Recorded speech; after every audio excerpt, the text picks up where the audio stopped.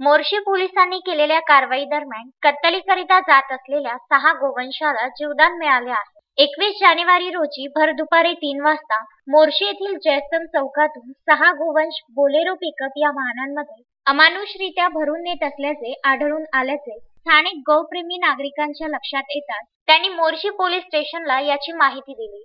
दरम्यान सहाय्यक पोलीस निरीक्षक हेमंत कडुकार, पोलीस उपनिरीक्षक विजय लेवरकर, डीबी स्क्वॉडचे विष्णू पवार, संदीप वानखडे, वैभव देशकर यांनी नाकेबंदी करून सदर वाहनाला ताब्यात घेतले.